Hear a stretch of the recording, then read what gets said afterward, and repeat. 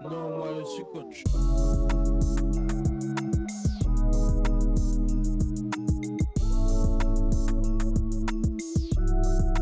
Moi je suis coach. Alors bonjour à tous, on se retrouve pour ce 23e épisode, cette fois-ci avec Nicolas Pérez. Bonjour Nicolas. Salut Elliot, ça va? Ça va et toi? Ça va très bien, merci. Est-ce que tu peux nous dire où tu es? Actuellement, je suis à Chemnitz en Allemagne. C'est la fin de la saison régulière. Je fais des va-et-vient, je suis pas tout le temps dans le club, puisque je suis via ma société Impro Your Game sollicité sur le travail individuel. Et donc voilà, actuellement c'est là, mais ça aurait pu être ailleurs. Justement, on va revenir sur ta vie et tout, mais tout d'abord, le basket, il arrive comment dans ta vie? Ça arrive par accident, je dirais. C'est la Dream Team 92. Après, je suis footballeur, mais je dois pas être très doué. Donc, je suis gardien de l'équipe de cadet, mais l'entraîneur, quand le gardien se blesse, prend le gardien minimum ou 8-15 à ma place. Et j'ai très vite compris que le foot était pas pour moi. Donc, écoute, c'était pile au moment où il y avait la Dream Team, où je jouais au basket avec mon voisin sur les playgrounds. Donc, j'ai switché à ce moment-là. T'as joué toi? J'ai joué mais à un niveau régional. Allez. J'ai très vite bifurqué sur l'entraînement et notamment la formation du jeune joueur. Donc j'ai pas eu une grosse carrière de joueur. Non. Ouais, justement, tu l'as dit, t'as démarré tôt l'entraînement personnalisé. Déjà, pourquoi? Alors l'entraînement personnalisé proprement parlé, non. Je suivais d'abord une carrière d'entraîneur. Après, tu sais, c'est les rencontres de la vie. Moi, très vite, j'ai eu la chance de côtoyer au début, j'étais au comité de basket de l'Hérault, de côtoyer un monsieur qui s'appelle Pierre Gall, avec son frère Jean. Et puis Pierre était directeur technique au moment où je suis rentré moi aussi au comité en tant que, à l'époque, c'était les emplois jeunes. Et Pierre était très tourné sur les détails du développement individuel et des fondamentaux, même s'il était coach. Et c'est un peu parti de là, quoi. Voilà, j'ai suivi ses pas et c'est un mentor pour moi. Donc c'est ça qui m'a fait comprendre que j'étais pas si mauvais que ça là-dedans, plus que dans le coaching à proprement parler. Justement, en plus de ça, ta société, donc tu l'as dit en introduction, Improve Your Game. Comment tu l'as créée cette société? Alors, la société, elle s'est faite en plusieurs temps. Déjà, je suis pas tout seul. J'ai des collaborateurs, Ludovic Berribos et Arnaud Myrti principalement, qui eux sont plus sur la partie business et développement. Comment elle s'est créée? Tout simplement dans l'idée de comprendre qu'en fait, un joueur, c'est aussi un chef d'entreprise et que par rapport à ça, il y a beaucoup de similarités entre le monde du business et puis le basket de haut niveau. Alors nous, on a la chance que ça reste une passion, évidemment, même si pour les entrepreneurs, je pense que ça peut être une passion. Mais l'idée, c'était comment corréler les choses et comment essayer d'amener un outil et une plateforme de service qui puisse permettre aux athlètes, à un moment donné, de se développer. Pas uniquement sur l'aspect skills, on en reviendra après, parce que je pense que c'est une partie, mais c'est pas tout. Et donc, c'était de prendre le problème dans son ensemble. Donc, la société, tu sais, au début, j'étais en auto-entreprise, puis ça a fonctionné, puis on a créé la holding non, d'abord, j'ai créé mon entreprise personnelle individuelle, et là, on bascule sur la holding pour avoir une vision d'ensemble un peu plus globale. Elle se divise comment, plus précisément, pour ceux qui la connaissent pas, la société? Bah, comment elle est constituée? Tu l'as dit, il y a la holding et Improve, tu Ouais, peux alors non, c'est vulgariser? tout simplement, moi j'avais une société personnelle, Ouais. une URL pour entrer dans les détails. Et l'idée là, c'est de créer une holding à proprement parler plus grande et plus importante, qui va à un moment donné essayer de prendre je dirais en conséquence et en relation tous les divers éléments qui vont permettre à un athlète de performer et de comprendre un peu son écosystème. Voilà. Juste, avant, on va y revenir par la suite aussi sur les entraînements que tu donnes et que tu aides. Mais, ce qui m'intéresse surtout dans le podcast, c'est le parcours. Toi, du coup, quand tu l'as dit, tu t'es directement mis sur le coaching. C'est quoi ton parcours, de diplôme? Moi, j'ai un BE2 Ouais. complet basket, donc c'était avant la nouvelle nomenclature et les nouveaux diplômes. En fait, ça allait assez vite quand je suis rentré au comité. Ouais, j'étais à la fac de sport, j'étais pas très passionné, donc j'ai eu cette proposition d'emploi jeune et en tant qu'emploi jeune, j'ai passé rapidement mon BE1 que j'ai eu assez facilement et puis également mon BE2 que j'ai eu immédiatement. Donc ça s'est fait de 98 à 2004, je dirais. et ce qui m'a permis d'avoir une première expérience au HTV en tant qu'assistant coach et entraîneur du centre de formation, puis de faire un break et de pouvoir après revenir dans le basket pro sur le BCM, même si j'ai pas vraiment besoin de ce diplôme-là pour pouvoir fonctionner, puisque dans le travail individuel, et puis surtout j'ai pas obligation d'être sur les feuilles de match, donc si tu veux, c'était plus comme ça. Mais j'ai un BE2. Justement, quand tu vas au HTV, ça se passe comment? Comment ils arrivent à te recruter toi et pourquoi toi, tu Alors penses? le HTV, ça s'est fait parce que je pense que sur l'examen du BE2 qui était à l'INSEP à l'époque, personne ne me connaissait, j'avais été assez surprenant et il y avait monsieur Le Niam à l'époque, le père de Laurent, Philippe qui était dirigeant et qui m'avait vu et qui avait derrière mis en relation, il cherchait un jeune entraîneur en sortie de diplôme, donc ça s'est fait comme ça et la première année j'étais avec Jean-Louis Borg et Fred Viscarguts. C'était quoi ton rôle précisément au club? D'apprendre beaucoup. Donc au départ, j'avais été pris pour être entraîneur du centre de formation. Euh, une année instructive. Donc instructive, il y a parfois aussi compliqué. Mais du coup, j'assistais aussi au stade de l'équipe professionnelle. Puis après, l'année d'après, je suis resté pendant 2 ans assistant coach pour le coup. Il y avait à l'époque Jean-Michel Sénégal et Francis Charneux. Voilà, sur ces 3 années. Et puis après, j'ai rebifurqué, je suis reparti dans le basket amateur et j'ai été enseignant pendant quelques années. Au niveau des entraînements, du coup, toi, tu te consacrais à quoi principalement? Tes tâches? Oh, tu sais, quand tu commences, pour le coup, j'étais jeune, hein, j'avais 2004, quel âge j'avais 25-26 ans. Ben, j'étais surtout là pour assister, j'avais pas beaucoup de responsabilités, j'étais là pour comprendre, un peu de sparring partner, un peu de rebond, un peu de mise en place, d'échauffement, mais pas de responsabilité stratégique comme on pourrait l'avoir maintenant en tant qu'assistant, si on devait mettre des choses en place sur les ball screens ou sur des choses comme ça. Justement, toi, tu as dit, t'as un rôle un peu particulier aujourd'hui, tu es un peu indépendant, tu es un peu dans les clubs en même temps. Justement, l'entraîneur individuel pour toi, c'est quoi son rôle exactement, précisément? Dans quel contexte? Aujourd'hui?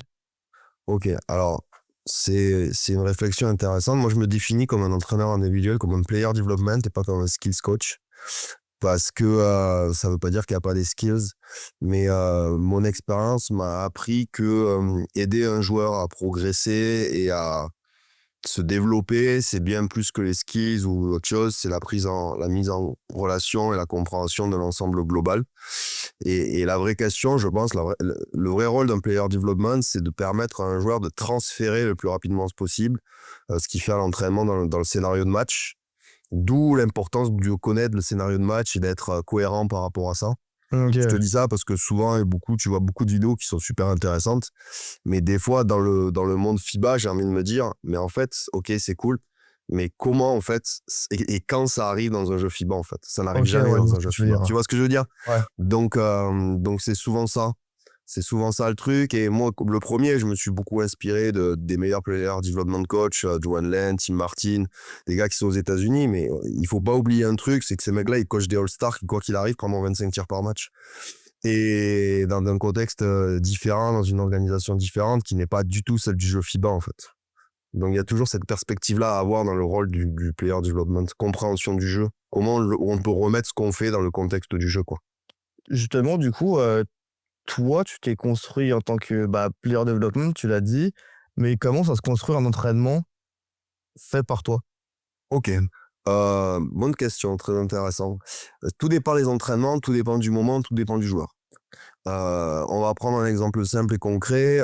Pendant l'année et pendant la saison, quand je suis avec des joueurs, tu sais, les joueurs, et la majorité, les joueurs avec qui je travaille 2 fois par semaine entre la Coupe d'Europe et le championnat, que ce soit à Chemnitz ou que ce soit ailleurs. Donc, quand on intervient, il y a la prise en compte de beaucoup de choses, des loads, de la charge de travail, de ce qu'ils doivent faire, etc. Donc, en tant qu'entraîneur, on n'est pas toujours là dans un rôle d'enseignant ou de devoir faire progresser un joueur. Et j'explique un truc assez simple à mes joueurs. Imagine un super guitariste avec une super guitare. Si tu n'accordes pas les cordes, ça sonnera faux quand même. Donc, mon rôle dans l'année auprès de mes joueurs, c'est de faire en sorte que les cordes, elles soient accordées. Alors, on pourrait parler du handle, du tir ou d'autres choses, mais on va dire ça peut être de la coordination, de l'équilibre, ça peut être des sensations ou des choses comme ça. C'est repérer à un moment donné les choses qui vont pouvoir se désaccorder, dysfonctionner. Et dans un premier temps, sur l'aspect bien technique, tout simplement, c'est faire en sorte que le joueur se sente bien, en fait. Et ça, tu vois, il y a des choses c'est un peu des traitements à vie, en fait. C'est des choses que tu dois refaire toutes les semaines, etc., pour pouvoir maîtriser ton tir, maîtriser ta coordination, te sentir efficace, etc. Parce que si tu le fais pas, ça a tendance à se dissiper. Ça, c'est le premier point pendant l'année. Si je dois avoir une construction d'entraînement un peu plus réfléchie sur quel est le prochain aspect que le joueur doit intégrer dans son jeu pour progresser, donc comment je dois l'aider à se développer, si tu veux, on va prendre l'exemple que le travail individuel, pour moi, il est entre deux choses. Il est entre le mouvement, c'est-à-dire je ne peux pas maîtriser une skill si je ne maîtrise pas le mouvement qui va avec cette skill-là. Et de l'autre côté, je ne peux pas mettre du sens à cette skill si je ne comprends pas le jeu qu'il y a autour de ça. Donc, dans ma construction d'entraînement, je fais souvent, pour revenir à ça, pas mal d'activations au départ assez simples, soit avec des petits poids, soit des petits élastiques qui vont à un moment donné mimer le mouvement qu'on va devoir avoir et le contrôle que tu vas avoir de ce mouvement-là. Derrière, je retravaille la skills en elle-même. La troisième situation, je travaille un peu de decision making, c'est-à-dire la prise de décision, parce que finalement, aider un joueur, c'est de la prise de décision. Et une prise de décision, c'est combien d'informations il va te falloir avoir, quels sont les éléments que tu dois maîtriser dans ta prise de décision. Encore une fois, l'équilibre, 80% des erreurs au basket, c'est de l'équilibre. Ça peut être de la vision, ta capacité à avoir plusieurs choses, ça peut être ta capacité à dribbler en étant inconsciemment pour voir autre chose, tu vois, tous ces petits détails. Et petit à petit, je le tourne dans le scénario du match. Je mets de l'opposition, je mets de la lecture de jeu, et puis après, je le transfère dans le scénario. Donc voilà, il y aurait 4 temps. Activation, skills, decision making, game situation. Désolé si j'utilise un peu d'anglicisme, Non, non, t'inquiète. mais voilà, l'idée, elle est là. Activation, fondamentaux, se mettre dans la situation de jeu et live. Et justement, pour mettre dans la situation de jeu, en plus, forcément, tu as la partie vidéo, je pense, qui est primordiale. Oui. Mais en plus de ça, pour que le joueur que tu vas aider, que tu vas entraîner, comment tu arrives à lui dire, à ce moment-là, tu dois prendre cette décision-là? Alors, comment t'expliquer? Quand tu travailles avec quelqu'un, la priorité, pour moi, j'ai 2 points importants. Rendre les choses évidentes et rendre les choses simples. Souvent, quand on regarde un match de basket, souvent des joueurs me disent, la dernière fois je travaillais avec un joueur à moi, il dit, ouais, je pense que j'ai fait un bon match en défense. Je fais, mais en fait, ça ne veut rien dire. Ça veut dire quoi, faire un bon match? Donc, la première des choses, il faut qu'on arrive à regarder ensemble le match de la même manière. Il faut qu'on parle le même langage. Il faut qu'on rende les choses évidentes. Donc, moi, j'aime bien pour ça, c'est comme un peu les poupées russes, c'est faire des boîtes, des grosses boîtes au départ, et te faire une carte mentale de ce que doit être ton jeu à toi, en fait. Et après, tu fais un fichier Excel. Je te donne un exemple simple. Prenons l'aspect défensif, parce que souvent, on parle du player development sur l'aspect offensif, mais l'aspect défensif, c'est aussi quelque chose de très important sur les petits détails. Qu'est-ce que la défense? Donc, moi, j'aime bien travailler sur différents paramètres. Premièrement, de la défense sur ta transition. Est-ce que tu es capable de défendre tout terrain? Est-ce que tu es capable de garder un joueur en face quand il est sur une course en drop? Est-ce que tu es capable de défendre une transition ball screen de manière correcte? Est-ce que quand tu n'es pas dans la transition ball screen ou sur le ballon, est-ce que quand tu es dans la protection du cercle, tu es capable d'être au bon endroit au bon moment? Est-ce que tu es capable de courir au niveau du ballon? Tu vois, c'est tous ces petits détails. Et après, je fais des boîtes. Donc, tu as la boîte sur la transition, tu as la défense en 1 contre 1 et close-out, tu as la défense sur le pick and roll, et tu as la défense sur le non-porteur ou la protection du cercle. Donc, par rapport à ça, derrière, une fois qu'on a fait ces 4 boîtes, on définit ensemble ce que tu fais très bien et qu'il faut que tu continues à faire. Et derrière, quel est le petit 1% et quelle est la case supplémentaire que tu dois rajouter de manière constante pour devenir un bon joueur. Par exemple, avec Wesley Van Beek, qui joue à Petkim en Turquie et qui joue en BCL, l'idée vraiment, c'est de se dire on va retourner. C'est un mec qui a fini la saison quand même à 3 points en BCL à 53% avec 6 shoots par match. Donc, tu vois, c'est vraiment un vrai shooter. Et l'idée, c'est de dire, si un coach veut te recruter, on va tourner la table, quelles vont être à un moment donné ces interrogations et comment lever ces interrogations. Donc, c'était ta capacité à garder un joueur in front. Voilà, ça, aujourd'hui, c'est réglé. Ta capacité à pouvoir switcher, à tenir un grand parce que tu développes physiquement, ça, c'est réglé. Ta capacité à être sur ce qu'on appelle être au bon moment, au bon endroit pour pas subir un pick and roll, ça, c'est réglé. Maintenant, c'est quoi la prochaine étape? Ah ouais, la prochaine étape, ça va être que tu sois capable d'être sur un stunt et sur une aide, mais en même temps, revenir sur un ball screen, etc. Tu vois, c'est tous ces petits détails qu'on va détailler. Au moins, on sait ce qu'on regarde. Ouais. Et on sait ce qu'on Voilà, doit je sais pas faire, si ce qu'on j'ai doit été travailler. clair. Plutôt que de regarder plein de choses, on va définir ce que tu fais très bien et le 1% qu'on doit rajouter. Et quand on a rajouté ce 1% et qu'on a regardé que tu le fais de manière régulière sur les matchs, on parle du prochain 1%. OK. Donc et justement cet entraînement personnalisé, comment tu arrives à l'accorder avec, les head coach des joueurs et joueuses que tu entraînes personnellement? Alors, toujours aussi, bonne question, tu poses de très bonnes questions parce que c'est des questions qu'on s'est beaucoup posées à un moment donné. Heu, la première des choses, quand je te parle d'écosystème et de microcosme, c'est ça qui est important. Dans le développement du joueur, il y a plusieurs personnes qui rentrent en compte. Il y a son entourage, il y a son agent, il y a son club, il y a ses coachs, et cetera. Le premier travail, c'est qu'en fait, tu dois quand même, nous, avoir beaucoup d'humilité. C'est-à-dire que moi, je suis un joueur à l'année. Je vais pas arriver, par exemple, au Maccabi Tel Aviv et à leur dire: «Bon, mais moi, je suis Jalen Howard, donc vous allez faire comme ça». C'est pas comme ça que ça se passe. Il faut arriver avec beaucoup d'humilité, comprendre l'institution, leur dire qu'on connaît bien le joueur, que si on est là, et que s'ils ont besoin de nous, ben, on est là et on peut discuter par rapport à ça, mais ça, c'est le premier point. Et quand ils sentent qu'ils ont besoin de nous, ils peuvent nous demander. Ça, c'est le premier point. Le deuxième, l'agent peut être aussi un facteur, un élément important dans le sens où il va, à la signature, expliquer comment fonctionne le joueur, son développement individuel. Tu vois, David Morabito, par exemple, que tu as interviewé, que tu vas interviewer. Avec David, on fonctionne très bien. Jérôme Morancy qui est dans son club. Dès le départ, les choses étaient très claires. Et quand je me déplace pour entraîner Romuald, ben, David, on discute toujours. Il a très vite compris que j'avais une vision globale du basket qui correspondait à ce qu'il faisait. Parce que l'idée, c'est pas non plus de faire aller un joueur à gauche quand le coach il veut qu'il aille à droite. C'est comprendre son rôle, qu'est-ce qu'il peut faire autour de ça pour devenir meilleur. Et donc, dès que le club et le coach a compris que t'es plus une opportunité qu'une menace, parce que t'es plutôt cohérent dans ce que tu fais, généralement, il n'y a pas de problème et ça finit par bien se passer. Et l'évolution, parce que de plus en plus en France et en Europe, on voit qu'il y a de plus en plus, de coachs perso. C'est une bonne évolution, mais comment tu la vois cette dernière? L'idée, c'est réussir à comprendre qu'un joueur a aussi le droit d'avoir un projet personnel de développement individuel sur une période moyenne ou plutôt longue. C'est-à-dire qu'aujourd'hui, tu te rends compte que les joueurs, s'ils sont en bonne santé et qu'ils font en sorte d'être en bonne santé, ils performent encore à 36, 37, 38 ans. On regarde au plus haut niveau, Curry, LeBron, des choses comme ça. Donc ça veut dire que quand tu arrives à 30 ans, tu es encore en Europe un jeune joueur, quoi. Je veux dire, si tu regardes la moyenne d'âge des joueurs d'Euroleague, à 26 ans, 27 ans, tu restes un jeune joueur. Donc la question, c'est d'essayer de comprendre que ce que le joueur met en place, si tu veux, c'est sur le long terme. Quand il arrive dans un club, il va signer pour 1 an, 2 ans. La plupart des players development, la plupart des conditioning coach ou des coachs de prépa physique, etc., ils ont une vision short terme et ils sont employés par le club. L'idée, nous, c'est d'arriver et de leur faire comprendre qu'on connaît très bien le joueur, on connaît ses forces, on connaît ses faiblesses, et qu'on peut être des facilitateurs d'intégration là-dedans. Ça n'empêche que le joueur, à un moment donné, peut avoir un objectif personnel de développement qui va, à un moment donné, s'accorder avec des périodes de club avec lequel il est.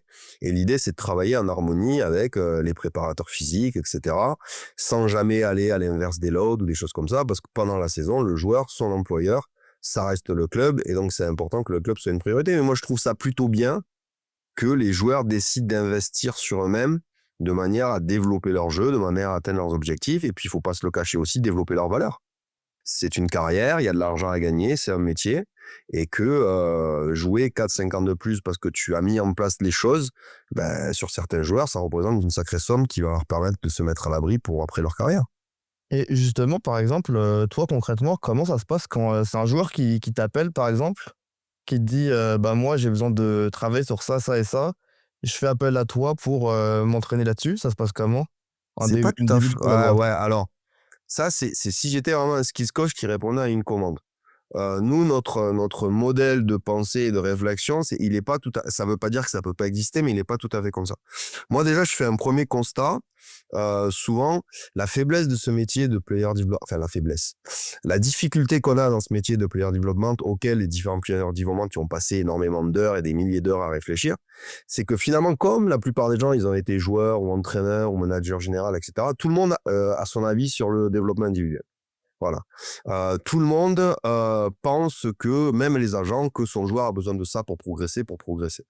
Mais si tu réfléchis et que tu as une vision un peu plus, on va dire, réfléchie du très haut niveau, ça reste un métier à part entière. Et la stratégie de développement au départ d'un joueur, elle est primordiale. Donc, moi, j'écoute un joueur, j'essaie de comprendre le joueur et j'essaie de me dire pourquoi tu veux développer ça. Et je me rends compte que la plupart du temps, le premier travail qu'on a à faire, c'est de mettre en cohérence les envies d'un joueur avec les besoins d'un joueur. Parce que ce que tu as envie n'est pas nécessairement ce dont tu as besoin. Tu vois? Et ça peut être pareil avec les agents. Des fois, on en discute. Quand il me dit, la dernière fois, je dirais pas le nom, mais je discutais sur un joueur d'Euroleague de très haut niveau, qui est un role player dans une équipe d'Euroleague de très haut niveau. Et l'agent me disait, mais je pense que moi, s'il a un tir à mi-distance, ça sera extraordinaire. J'ai fait, moi, tu connais mieux le joueur que moi, mais ce que j'en vois pour avoir étudié, si tu veux qu'il soit payé pour un tir à mi-distance, le mec, il va toucher 10 000 euros par mois, il va pas toucher 100 000. Donc, l'idée, c'est pourquoi le joueur est très bon?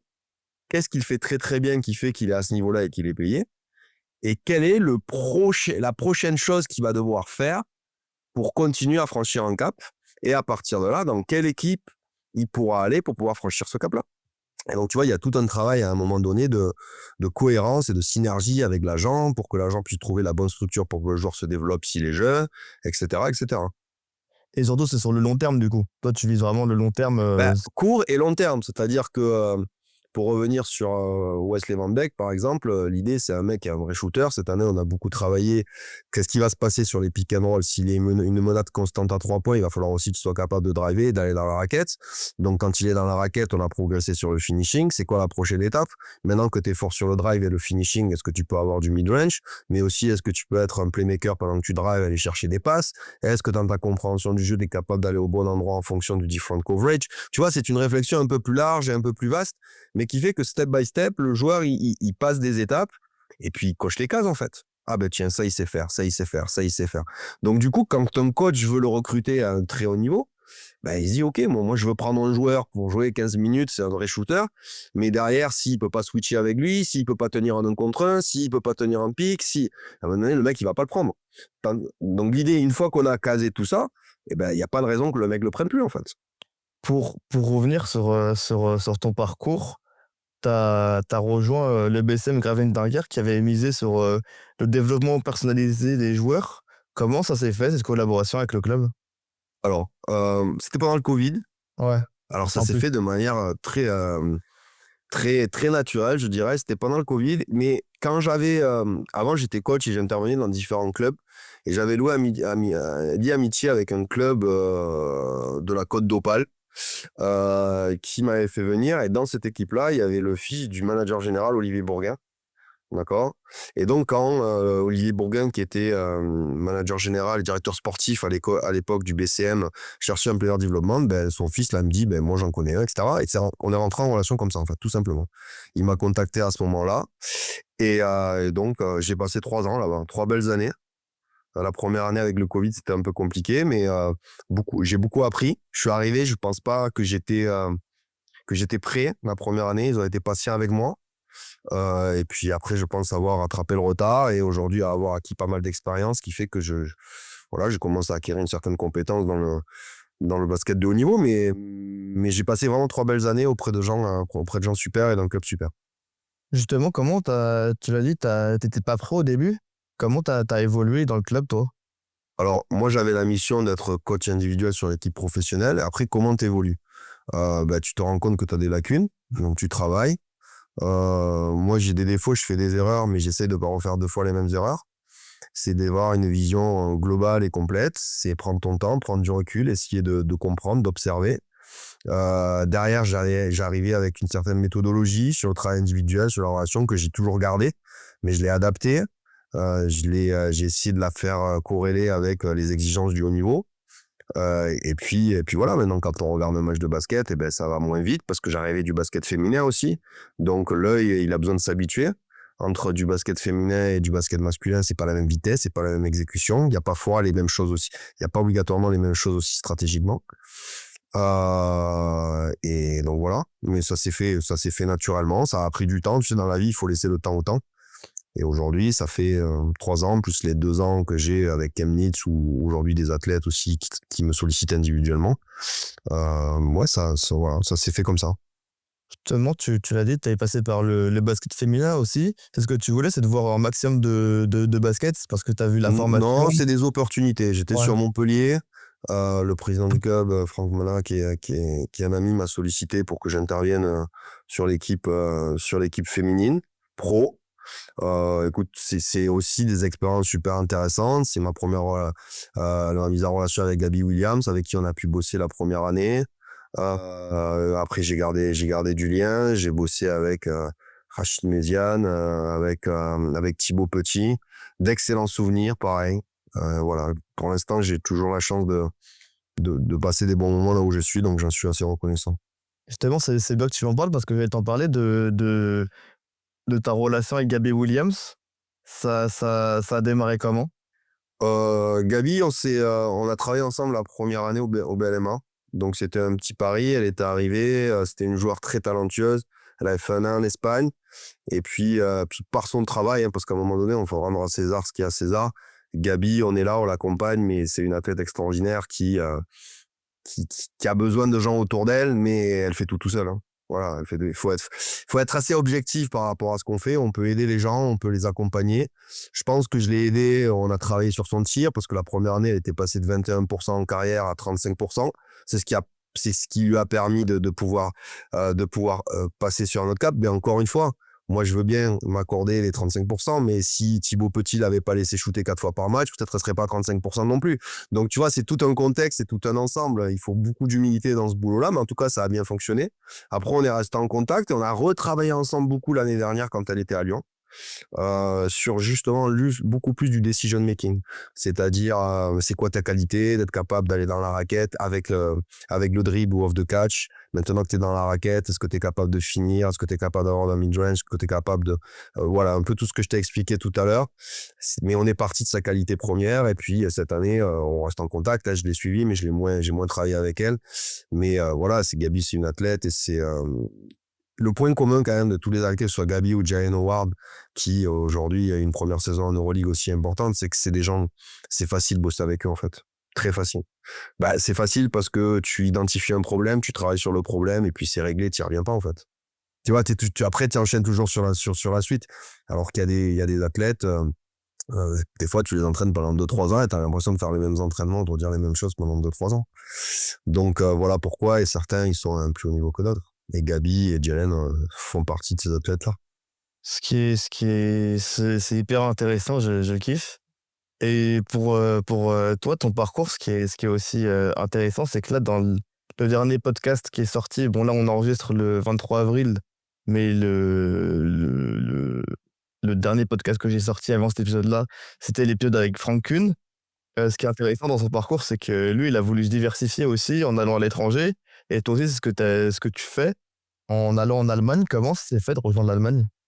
Franck, il était à Prague l'année dernière. Je le connais aussi un peu. On a un peu discuté. Franck, c'est quand même un préparateur physique de très haut niveau au départ, qui a vraiment la volonté d'être coach. Et ça, c'est vraiment affirmé pour lui. Il a eu le courage de repartir sur des divisions inférieures parce qu'il veut vivre sa passion. Et donc, vraiment, ça, c'est chapeau. Alors, comment ça s'est passé? Tout simplement, Thibaut, tu vois, c'est toujours, à un moment donné, de la mise en relation. C'est toujours comme ça que ça se passe. Thibaut Petit, belge, j'ai connais le directeur sportif, Géraillé de Chemnitz, qui cherche un player development pour l'été, pour leur camp d'été de développement de joueurs. Ça, c'est il y a 3 ans. Donc, je me mets en relation avec le directeur sportif, via Thibaut, avec le coach, Pastore, et ils me font venir pendant 10 jours. Et ça se passe très, très bien. Et puis, à l'issue de ces 10 jours, on a gardé contact. Et quand ils ont souhaité, à un moment donné, avoir un coach à l'année, ils m'ont sollicité il y a 2 ans. Et donc, on achève la 2e année. Tu vois, c'est toujours une question, à un moment donné, de relation de réseau. Donc, c'est pour ça, toujours, c'est très important dans ce métier-là de faire les choses professionnellement, avec beaucoup de sérieux, parce que c'est un métier très petit où les gens, un peu, à un moment donné, vont se connecter et puis vont à un moment donné te faire confiance, quoi. Bah ouais, si le travail, ça se voit qu'il est fait, forcément, on va te reprendre par la suite, quoi. C'est surtout ça qui est bien. On essaye en tout cas d'être sérieux et après c'est pas sans, tu vois, par exemple avec Chemnitz la première année au départ, j'avais du mal personnellement à comprendre ce qu'attendait le coach. Je voulais le coach, ça a pris un petit peu de temps, mais quand on a compris, c'était très intéressant des 2 côtés, quoi. Surtout que cette saison 2024, elle est plus que réussite pour toi, d'un côté collectif. parce que avec le club, vous remportez l'Europe Cup. Tu l'as vu comment cette compétition? Comment je la juge? Bah, de toute façon, c'est déjà très important parce que tu sais, dans un club, dans le recrutement des joueurs, prioritairement, les joueurs vont vouloir jouer 2 matchs par semaine. Donc évidemment, c'est pas l'Euroleague, c'est pas l'Eurocup, c'est beaucoup moins relevé que la BCL, mais c'est quand même une Coupe d'Europe. C'est-à-dire que l'année dernière, il y a eu que 4 équipes qui ont eu la possibilité d'être championnes d'Europe. Et on a été parmi celles-là, même si on va relativiser le niveau par rapport à l'Euroleague ou autre chose. Ensuite, une compétition, faut déjà la gagner. On a joué quand même contre des équipes. Chez Cheir, c'est une grosse équipe. On avait joué, on avait vraiment joué Bilbao. On avait joué des équipes on avait su sortir ces équipes-là avec des bons joueurs. Donc il faut toujours marquer beaucoup de respect par rapport à toutes ces compétitions, voilà, toutes ces compétitions-là. Évidemment que ça doit être un autre niveau de gagner l'Euroleague ou d'aller au Final Four de l'Euroleague, mais step by step. Et pour le club de Chemnitz, pour la ville de Chemnitz, avec l'histoire, avec toute l'organisation, c'est quelque chose d'énorme en fait. Tu vois, des fois, c'est pas tant ce que tu gagnes, c'est d'où tu pars en fait, et qu'est-ce que tu as construit pour y arriver. Ouais, du coup, Donc vous l'avez gagné. c'était une joie évidemment, une joie, une fierté d'avoir participé un peu à ça, de gagner un titre, de faire un match devant 12 000 à Istanbul. Voilà, c'était cool. C'était cool. Toi, du coup, t'es toujours en Allemagne. Comment tu vois parce que le basket allemand, il évolue. Genre, je pense par exemple aux deux gros, au Bayern et à l'Alba, mais le Bayern cette année, ils ont leur nouvelle arena, ils ont Bert, même Bonn, il y a 2 ans, ils ont la BCL. Toi, tu le vois comment l'évolution du basket en Allemagne? Ouais, c'est un basket, c'est un basket. Tu sais quoi, j'en parlais tout à l'heure avec les joueurs, justement. On était ensemble et puis on parlait avec les joueurs allemands. Et ils me posaient des questions sur la Ligue française et je leur donnais mon avis. Déjà, au niveau sportif, pour moi, allez, peut-être que la Betclic est un peu au-dessus. Mais en tout cas, ce qui est sûr, c'est que les 4 dernières équipes de Betclic sont au-dessus des 4 dernières équipes allemandes. Ça, c'est certain. C'est-à-dire le bas de tableau, il n'y a pas photo. C'est beaucoup plus compliqué en Betclic, tu peux perdre contre n'importe qui. En Allemagne, il faut faire attention, il faut travailler, mais quand même, les 2-3 équipes de bas de tableau, elles sont quand même un peu plus faibles. Après, tu vois, le championnat aussi, il y a 2 journées, on était 3e, à 2 matchs du 2e, mais à 2 matchs du 13e. Donc, c'est aussi, tu vois, c'est un championnat beaucoup plus condensé. Après, sportivement et économiquement, ouais, c'est intéressant. Il y a des belles salles en Allemagne. Ça se construit, il y a une économie, il y a du développement, il y a des sponsors, il y a des droits télé. Donc c'est un championnat économique important. Et puis, tu regarderas aussi, c'est souvent un championnat où il y a beaucoup de... J'ai l'impression qu'ils ont parfois moins un peu de pression de faire jouer les jeunes joueurs aussi qu'en Betclic. Bref. Ulm regarde leur modèle économique, hein, c'est pas obligatoirement de la formation, hein, c'est d'aller chercher des joueurs qui vont être draftables. Si tu regardes, voilà, cette année, y a 2-3 mecs, est-ce qu'on peut les drafter, etc. On les prend pour un one-shot, ils sont deuxième et ils font jouer les mecs, en fait. Les joueurs sont très très bons, hein. Mais voilà, il y a plus cette capacité à faire jouer les joueurs, et à un moment donné, ce qui est compliqué pour un coach de Betclic, hein, je le comprends, hein. C'est-à-dire, tu es toujours sur la sellette, comment faire confiance à un jeune joueur. Donc dans le développement, je trouve que c'est un championnat très intéressant, parce qu'on va trouver des jeunes joueurs. Et non, c'est 2 ans intéressants. Cette saison, vous avez participé à la BCL. C'était bien pour toi de voir un niveau au-dessus de la FIBA Eurocup? De voir un niveau Bon, moi, européen? je n'étais pas tout le temps avec eux, mais la BCL, j'en ai beaucoup vu parce que, bon, au-delà de Chemnitz, je travaille avec Milan Barbic, qui est à Nanterre. Et je travaille avec Wesley Manbek, comme je te l'ai dit, qui joue à Petkim en Turquie. Donc, des matchs de BCL, j'en ai beaucoup vu. Ouais, après, tu sais, c'est toujours la même chose. Les joueurs, à un moment donné, ils font les choses un peu plus vite, un peu plus fortes. Le niveau de connaissance et de compréhension du basket, il est un peu plus important et ça va au-delà quand tu pars en Euroleague, hein. Tu sais, tu as de très bons joueurs aussi en BCL et des meneurs de jeu, mais tu vas encore avoir voilà, l'Euroleague, ça reste un autre niveau. Mais oui, la BCL, c'est un championnat qui est super intéressant. Puis tu as quand même des grosses équipes qui sont là. Malaga, ça pourrait être une équipe d'Euroleague, hein, mais ils jouent la BCL. Mais c'était intéressant de pouvoir aller dans ce type de championnat, hein. C'est pas trop, tu as dit, tu voyages beaucoup. C'est pas trop dur pour toi de voyager entre l'Allemagne, la France, la Turquie et les autres pays? Alors, on essaye de raccourcir les voyages au maximum. Je comprends quand on prend les fast track maintenant ou quand on prend c'est les premières lignes d'avion, donc on essaie de faire ça. Mais après, je m'organise surtout pour pouvoir aussi voir mes enfants. Ça, c'est évident qu'ils sont restés sur Montpellier. Euh, Ça fait partie du métier. Des fois, quand je suis fatigué, je me rappelle que mon père était maçon et qu'il se levait à 5h du matin et qu'il rentrait éclaté à 4h30 ou à 5h du soir, donc je vais pas me plaindre en fait, tu vois. Mais ouais, c'est fatigant, j'ai un peu mal au dos, mais quand j'ai mal au dos, je vais chez l'ostéo, quoi, puis voilà. Et toi, ton contrat, du coup, pour préciser, avec le club de Camille, ça se passe comment le contrat? Moi, c'est via l'entreprise, donc en fait, tout est une prestation, en fait. Moi, Ok. je suis un consultant extérieur. Donc, le club de Chemnitz, ils m'ont acheté, pour te la faire simple, c'est du daily rate, en fait, ils te payent à la journée. Ok. Donc, moi, ils m'ont acheté 100 jours. Donc, je viens 100 jours en fonction de leur calendrier. Et s'ils en veulent plus, ils en rajoutent, hein. Quand c'est fini 100, l'année est finie, en fait. Ok. Et juste, là, on va arriver dans la partie, on va voir un peu le futur. Mais déjà, toi, euh, ton objectif, genre, si t'as un objectif de carrière, genre un seul, ce serait quoi? Travailler vrai. Moi, actuellement, ce que je veux faire et que je commence à réussir à faire, c'est d'amener des joueurs de championnat, de BCL vers l'Euroleague ou vers le très haut niveau. Voilà. Et c'est d'avoir cette méthodologie et cette compréhension du sport qui fait que quand un joueur vient nous solliciter, il vient pas acheter les entraînements, il vient acheter un résultat. Voilà, ça c'est l'objectif. Je commence, si tu vois, moi je suis pas, en tant que coach individuel, je suis pas un ancien joueur. J'en discutais avec Diane Lansdowne, mais prenons l'exemple que ce soit de Patch Morland ou par exemple à Lasvel ou Joseph Gomis. C'est des mecs qui sont très très bons et qui ont été joueurs. Moi, ce qu'ils amènent aux joueurs en tant que player development, je peux pas l'amener. J'ai pas été joueur de haut niveau. Je peux pas, j'ai pas eu le niveau de performance de ces mecs-là. Donc j'ai dû me construire différemment. J'ai dû me construire différemment et j'ai dû prendre un peu plus de temps. C'est-à-dire, souvent, des fois, quand un joueur arrête sa carrière, il est directement avec le basket de haut niveau, avec les joueurs de haut niveau. Moi, ça n'a pas été mon cas.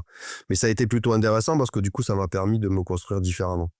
Mais vraiment, mon objectif, c'est d'aller, et j'ai commencé avec le basket féminin et j'ai adoré ça et je continue quand je peux, passer sur de la Betclic, là, sur de l'Allemagne, là, je suis sur de la BCL et mon objectif, c'est finaliser et d'être sur 5, 6, 7 athlètes que de très haut niveau Euroleague, en fait. Voilà. Ça serait mon objectif.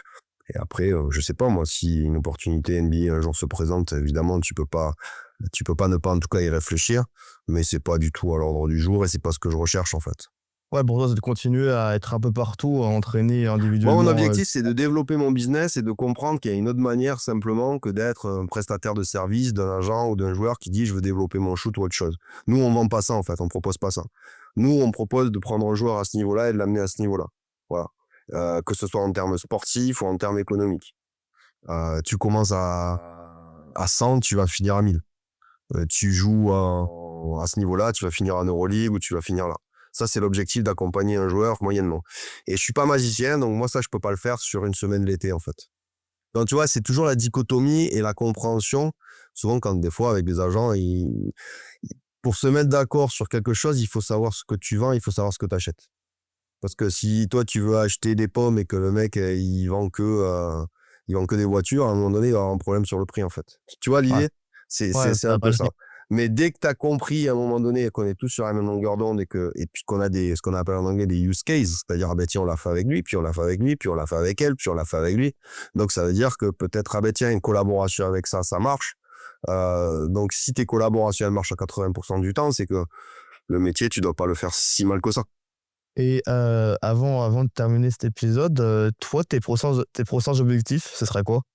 Continue à développer ce qu'on fait, continue à progresser, parce qu'on a toujours à apprendre, et puis que moi j'ai encore besoin d'apprendre, encore besoin de progresser, etc., pour devenir encore plus pointilleux et précis dans mon travail.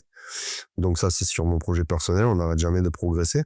Ensuite, légitimer nos interventions, que ce soit les gens qui viennent nous solliciter, même si ça commence à être fait, et que les gens disent, et qu'on soit exclusif un peu, tu vois, qu'on dise malheureusement on peut pas travailler avec tout le monde, et Ouais, que d'ultra premium. ouais, de l'ultra premium ou en tout cas déceler chez quelqu'un sa capacité à avoir. Parce que quand tu travailles avec un joueur, encore une fois pour en revenir, s'il y avait que l'aspect physique, athlétique et basket qui primait pour réussir sa carrière, ça serait finalement assez facile. Tu vas te rendre compte que quand tu comprends un joueur, quand tu analyses un joueur et que c'est de prendre un peu de recul, parfois il y a plein de petites choses qui vont être des freins au développement de l'athlète en fait. Donc, au départ, on réfléchit, est-ce que ces freins sont levables ou pas? S'ils sont levables, on y va. S'ils sont pas levables, moi, je préfère ne pas m'engager avec un athlète si je sens qu'il y a trop de freins, en fait. Ouais, bah, c'est déjà arrivé? Genre sans dire de nom ou quoi, parce qu'on n'est pas là pour ça, mais que tu le sentes pas? Bah, arrivé, oui, ça m'est arrivé de travailler avec des joueurs et puis de me rendre compte qu'il y avait pas assez de maturité, que c'était pas prêt, que c'était pas le moment, que ça marcherait pas. Parce que tu sais, à un moment donné, le joueur, quand il va s'engager, il va devoir payer pour s'engager. Et s'il y a des freins qui font que ça va pas se lever, le joueur, il va pas être content parce que ça fonctionne pas.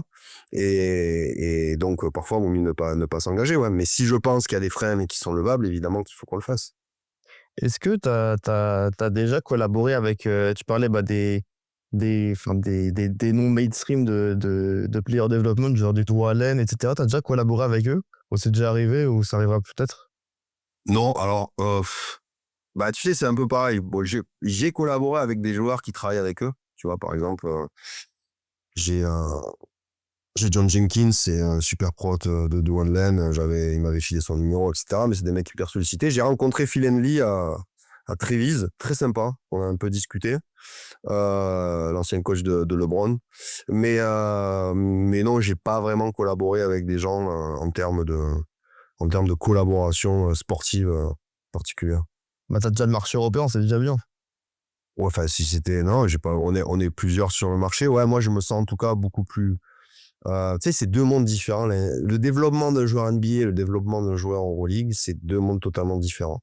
C'est deux choses qui sont pas du tout pareilles. Ça veut pas dire que je suis pas capable d'aider un joueur à se développer sur la NBA ou sur la draft ou d'autres choses. Mais, mais ouais, je pense que autant, évidemment, je vais pas me comparer à ces mecs-là sur le développement individuel des joueurs Euroleague, autant je pense que je me sens plus à l'aise avec eux pour développer, NBA, je veux dire, autant je pense que je me sens plus à l'aise pour développer des joueurs d'Euroleague que pour l'être, en fait. Avant de juste de conclure cet épisode-là, qu'est-ce que je peux te souhaiter là pour la fin de la saison? Que les choses continuent, qu'on continue à s'amuser, qu'on continue à s'éclater, qu'on n'ait jamais l'impression d'aller au travail, qu'on continue à progresser, qu'il y ait des ups, qu'il y ait des downs, mais qu'on réagisse, qu'on fasse des erreurs, mais qu'on corrige et qu'on se retrompe une autre fois, mais de manière différente. Et puis que les choses, elles avancent, quoi. Que mes athlètes réussissent, que j'aide mes athlètes à réussir, à atteindre leurs objectifs. On s'est fixé des objectifs personnels avec chacun des athlètes et vraiment mon objectif, c'est qu'ils les atteignent, pour eux déjà. Donc voilà. En tout cas, c'est tout ce que je souhaite. La réussite de mes athlètes. Là, ils ont bien réussi. La Gavi et Jalen Ward, ils ont fait le Gabi, motif. c'est très bien, mais encore une fois, cette année, elle le doit qu'à elle-même. Jalen, c'est du travail à long terme, et puis oui, c'est un joueur qui mérite et qui va devenir un joueur important d'Euroleague. Wes Van Beek, c'est pareil, c'est un joueur qui est pas si loin que ça de l'Euroleague aujourd'hui. Milan, c'est un joueur qui continue à progresser et qui va continuer encore à progresser, qui est un peu plus jeune que les autres, mais qui va, à mon avis, être un très très bon joueur européen sur un moyen terme. Le club de Chemnitz, bon, mais il y a des ups, il y a des downs. On va essayer d'aller en playoff, essayer d'aller le plus loin possible en playoff en Allemagne cette année. Puis voilà. Bah, moi, je vais t'aider d'aller plus en playoff, du coup.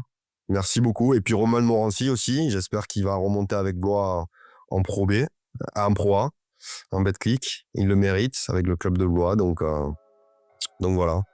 Merci, Nicolas. Merci à toi, Elliot. Merci beaucoup en tout cas. À bientôt. À bientôt. Non, moi je suis coach.